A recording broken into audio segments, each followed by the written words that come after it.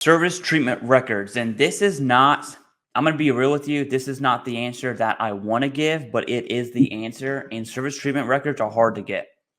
The longer you've been out, the harder they are to obtain. And to be honest with you, you're probably going, the easiest route to get them is probably through the VA, through your C file. The VA has access to federal records.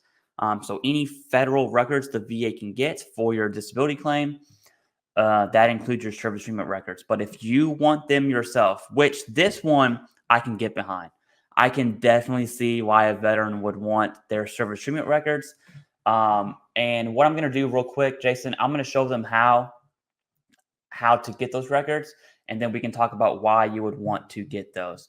So I'm going to leave this link below in the pinned comments. It is usa.gov, and as we see, how to get copies of your records. Now, just like everything, there are links on links on links. So 1917 to present. Jason, you were born in like 1916, right? You're somewhere on that cusp? Okay. Pretty close. You know what? I got a funny comment the other day. A dumb joke, sorry. I saw a comment, and I can't remember if it was on I think it might have been Veterans Info Tab, but it might have been this one. But I saw a comment, and it said, basically, I said something like, I'm older than Clay. And then they said, is that like older than dirt? Because older than Clay, right? Clay like dirt. Oh. So that means I'm older than dirt. Perfect. Yes, I am. That's it. That's me. Nice. Right. Thanks for sharing that dad joke. We definitely appreciate it. Yeah, whatever. So you have your record service request. You say start your request online. So you can do this from the comfort of your home. Records, military requests, service records. There's your DD-214, your OMPF files. And so your OMPF has all kinds of stuff. My OMPF has like courses I went to that I totally forgot I went to. There's some good things in your OMPF. If you're going to do this, I would just do it all personally. You have your replacement medals. And then here we go is medical and health records. Now, when you click this, it's going to send you to the National Archives, and it is by service. So we see Army, Navy, the Air Force, the Marine Corps, and then these guys don't count. That's another dumb joke. But let's say Jason and I were both in the Marine Corps, discharged, retired, or separated from any component from 5/1/94 to 2013. Do you fall in that time frame, Jason? I wasn't listening to you. Were you in the Marine Corps in 94? Yes. Okay, boom. So there we go. And then you would go to the Department of VA Records Management Center, and then you can make those requests. For instance, the Army, a lot of viewers that we have are Army and Air Force. So I'll just show those dates as well. So we have October of 92, and then January of 94. Air Force is 94. So pretty much 1994 for all services except the Coast Guard, which is in 98. But that's how you start that online records request. And I'm going to tell you right now, this is not, it's not going to be super fast. And tons of veterans have made requests to the National Archives, and that request gets denied because why? They cannot find their military records. Real quick, Jason, there's a piece of legislation on the floor. If you know more about this, please chime in. But it's called something about the fire that happened in the 73. 70s. Yeah, okay. Where tons of records were destroyed by a fire. Tons. Yeah, and the bill would essentially allow, I'm going to put it in my terms that I understood. It would allow statements to carry a lot of weight in lieu of those service treatment records for those veterans. Yeah. But that's really all I know about it. I've read a quick little article on that, Jason. Now I'm going to hand it over to you.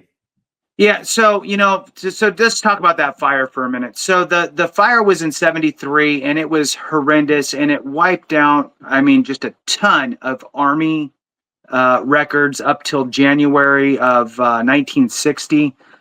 So if you got out after January of 1960, your records are probably okay. It's the before 1960 and it destroyed like 80% of them. Pretty horrendous. And then for the Air Force, up until 64, it destroyed about 75% of the records out there. And what we always did from an accredited point of view, anyway, with filing claims for those individuals, I mean, sadly, they're dying off with no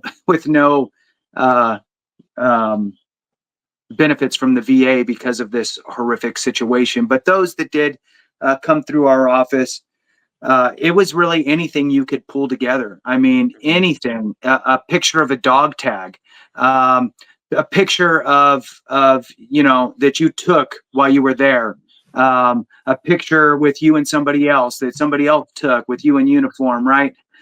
Letters from family members, a letter that you wrote to a family member and mailed, right? And they kept it as a keepsake because you were overseas or whatever it was, right? Maybe you were in Korea and you wrote a letter back home.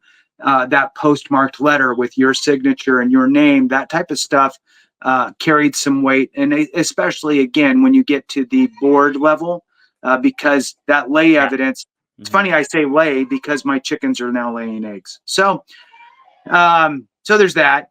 I wanted to touch real quick on the SF 180, right? So the SF Standard Form 180 is your form that you're utilizing to order your records. And I'm in full agreement with you, Clay.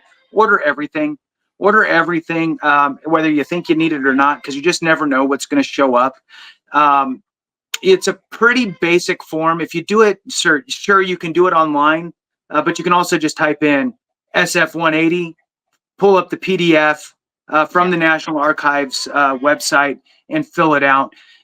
It's an easy form. It's 3 pages long. It's really only 1 page that you're actually completing. The 3rd page is all of the dates and timeframes. This part's important that Clay was talking about, the when you served, because it's going to tell you where to mail your request and for different things. One might be, I need my personnel record. I have to mail it here. The other is medical or service treatment records. I have to mail it here. So you have 2 different spots you have to mail it depending on what time frame you discharged in. So all of that stuff's on the back page. It's pretty easy to follow. You just got to read it. You might need to make 2 copies of the form so you can mail it off to 2 different places. Yes, especially during COVID, they sent home almost every single federal employee at National Archives. And that backlog got real big, real quick. And it was taking over a year, 2 years to try to get anything out of there, which was horrifying. Maybe, I don't know, 8 months ago or something like that, they say that they were able to get the backlog taken care of, and that's all good, and they're moving forward. Remember that National Archives is a federal organization, okay? It's part of the government. Mm-hmm. If you're having issues or delays, you can reach out to your congressional member's office in your district, and there's somebody under probably the military and veterans liaison staffer there who deals with those agencies. Basically what happens is inside of a congressional district office, they have different staffers that handle different federal organizations. So if you have a Social Security issue, you might have to deal with Joe. But if you have a military or veterans issue, you might deal with Jane. So Jane is going to say, oh, okay, great. And they'll reach out and speak to their liaison at National Archives and say, hey, look,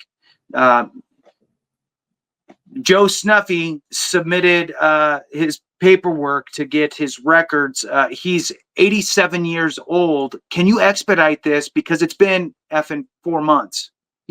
Let's get on this. The backlog's taken care of. What's taken so long? So don't be afraid to reach out and be a squeaky wheel, because sometimes that's what it takes, and it could help. Keep in mind, if your records could have gotten destroyed, and you might get a notice back saying your records were part of the records that were destroyed. I will tell you though, because that is an important thing that you talked about, Clay, that the VA says that the VA kind of is working on and dealing with, and same thing with that legislation, same type of stuff, is the reconstruction efforts of reconstructing records from that time frame that got destroyed.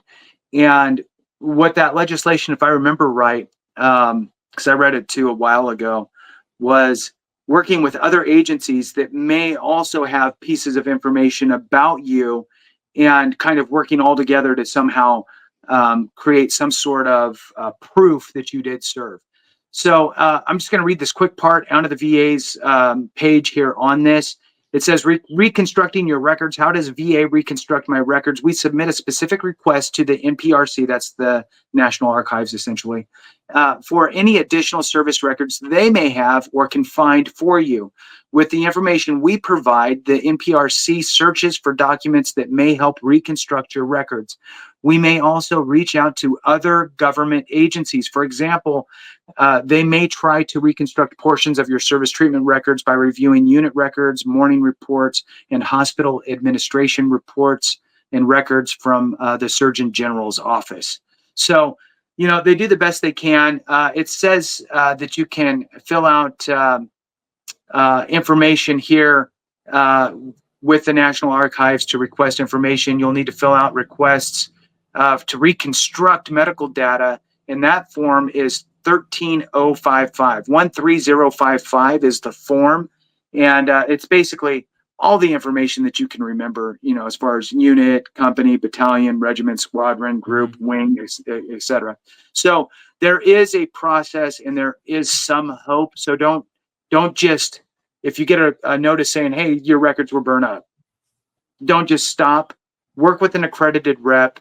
They can help walk you through a reconstruction kind of process and give you some ideas, like I had mentioned up front, of the getting your any pictures, any letters, anything that you have. If you know anybody that you served with whose records may not have been burnt, that's another thing, Clay. If you served with somebody whose records were not burned up, now all of a sudden this person is worthy of writing a statement that says, hey, I did serve with this guy or gal during this time period, right? So utilize those things, keep that in mind, and that's really it. Let's move on, Clay. Yeah, I totally forgot to put the charger in my laptop, so That was I got quick. that notice. And okay, so